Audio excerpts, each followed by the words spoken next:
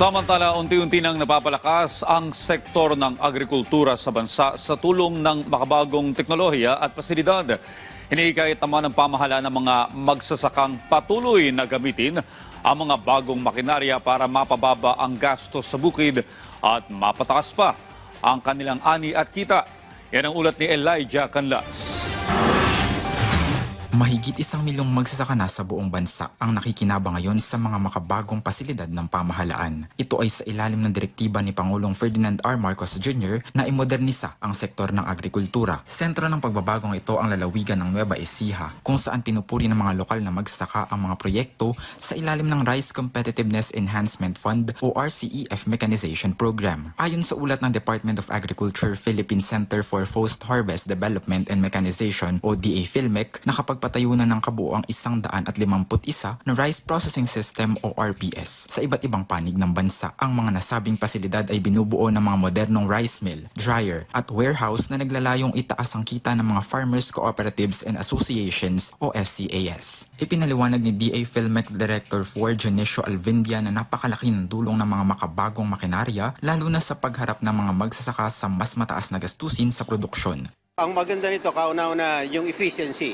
Sabi ko nga, there would be an additional 7% efficiency. So, ibig sabihin, with the electricity consumption, fuel consumption, tataas ang output mo with the little input, petroleum input and electricity. Kaya yun yung malaking contribution niya ron sa oil crisis na nangyayari ngayon dito sa atin.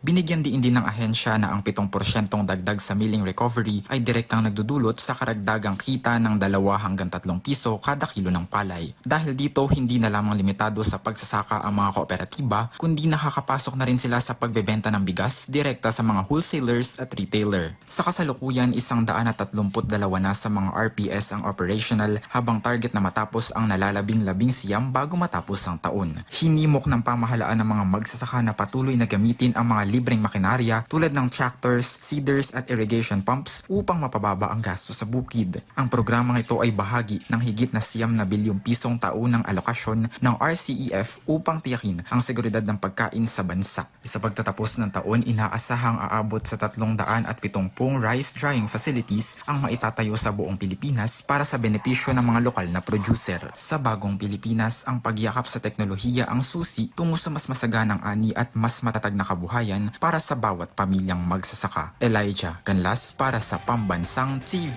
sa Bagong Pilipinas.